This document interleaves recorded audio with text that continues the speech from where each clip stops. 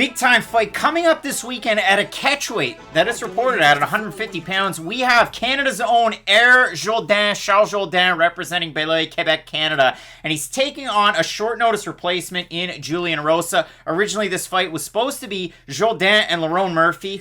And I was so excited for that fight, but unfortunately after booking and rebooking, the fight fell out. And you have Julian Erosa taking this one on short notice. And for Erosa, this is one of the 3-timers clubs. It's insane to say that, and it's also insane the run that Julian Erosa was able to go on. He beat AJ Bryant about a year and a half ago to get back into the UFC. He takes on Sean Woodson. He's a big underdog. He gets outboxed in the first round. Then he starts to come back, submits him. Then he takes on Nate Landwehr. He's the underdog, knocks him out. Then he takes on Sungwoo Choi about 2 months and 5 days ago and gets knocked out very, very quickly, and now he's coming back a little bit early. You hate to see it, but he's a guy that's kind of switched things up throughout his career. He's training out of Extreme Couture in the States. I almost said Canada. For Charles Jourdain, such an interesting case because it's been a weird run so far in the UFC. His last 5, he's 2-2 with a draw, where he took on Joshua Kulibao. It depends on how you scored that fight. I've watched it 4 or 5 times since. I've scored it for either guy. I think the last time I watched it, I had it for Kulibao, if I'm being completely honest. But his last fight, he knocks out Marcelo Rojo in this year's maybe fight of the year. And with Charles Jourdain, I think of the song Monster by Kanye West, and I'll go out there because people like my rap connections. Matter who you go and get, ain't nobody cold as this. Do the rap and the track, triple-double, no assist. With Charles Jourdain, he can go out there and hang with some of the best fighters, but he kind of f***s around, and when he f***s around, he gets hit and he gives up time, and that's not good when you're watching Charles Jourdain fights. It's an easy comp. Charles Jourdain is the featherweight version of Daniel Rodriguez. I don't know why we overcomplicate things, because they fight in a very, very similar manner. Both guys, southpaw dominant boxers, who use their power left hands, go to the body a lot with their left kicks, have really good hips for takedown defense.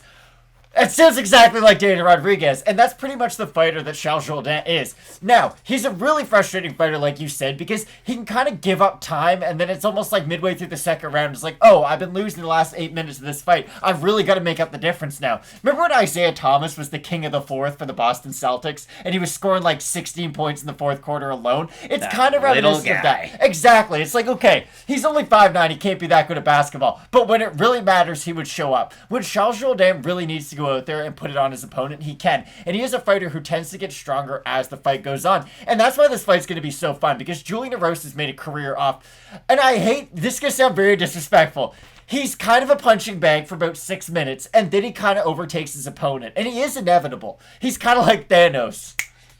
It's just going to happen. Julian Erosa is one of those fighters who, if you can't get him out of there in that first 7 or 8 minutes, he is a handful by the time the end of the second and the third round come around, because he's such a volume-heavy fighter, and it really doesn't matter how much damage he's taken throughout the fight. He's been in fights, even that Sean Woodson fight, like he is getting his ears boxed in by Sean Woodson on the outside. Can't really get anything done. But once the fatigue starts to set in for Woodson, and when Woodson's footwork starts to slow down even a hair, that's when Erosa can start crowding that distance and making it an ugly fight.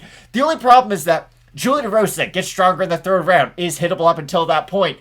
Charles Jourdain, I think, is going to be landing a lot of power shots in this fight. And the thing about Erosa is that if you do beat him, normally it is by knockout. And I do worry about Julian Erosa's durability in this fight against a guy like Charles Jourdain, because what Jourdain's 2 best strengths? Let's even open it up to 3. He's got a great left overhand, kind of left straight. He's got a really good right uppercut where he'll sometimes lead in like he's Kelvin Gastelum. He's got a great left kick to the body.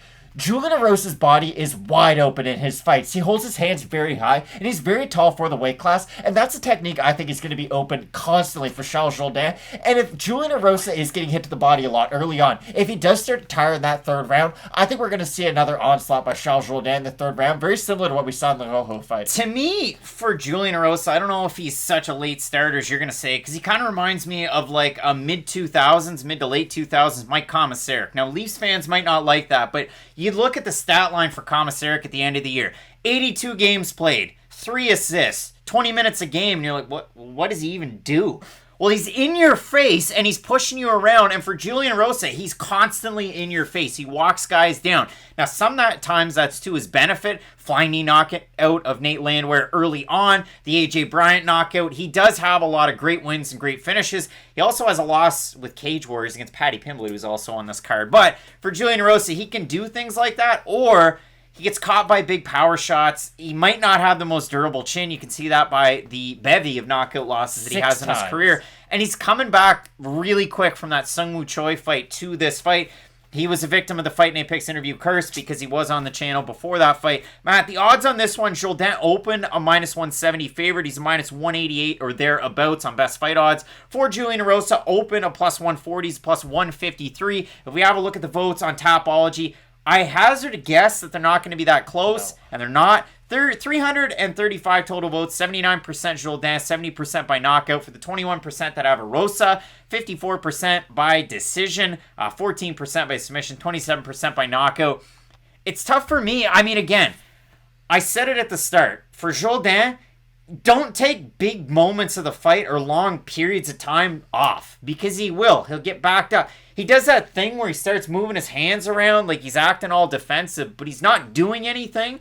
Those are the moments where Julian Erosa can definitely capitalize, and I think if Erosa is going to win this fight, he's going to win a decision. That shouldn't surprise Jourdain fans because his losses are all by decision, and then he has that draw against Khalil where he turned it on at moments when he needed to, but it was too little too late, and Khalil was great in that fight, don't get me wrong. So I think if Erosa is going to win, it's going to be by decision because Jourdain has those lapses.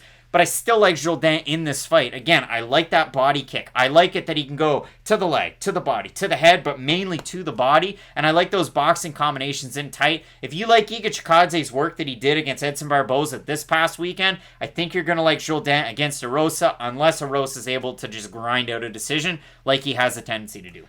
He's been stopped 6 times by TKO, and that's a lot of times to be finished in the world of MMA. And like you said, it's only been 2 months since his last loss, and that was a tough knockout loss. It's not like it was a TKO where the ref kind of saved him. Like, he gets dropped and pounded out on the ground.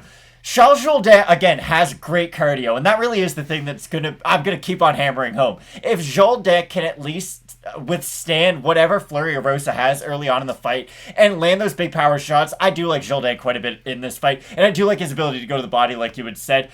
I'd even say Jourdain by stoppage, if I'm being completely honest, because Erosa has been susceptible to the shots that Jourdain happens to be very, very strong with. But I do think this could be a phenomenal fight for as long as it lasts. Can't wait for it. Both of us going with Canada's own, Quebec's own, Charles Jourdain to get the win. Can't wait for this fight. If you like Julian Erosa, if you like Charles Jourdain, let us know down below in the comments section who you have. And make sure you don't miss the marquee up at the top at middleweight. Brunson taking on Till. Keep it locked in with Fight Night Picks, and as we always say, let's get into it.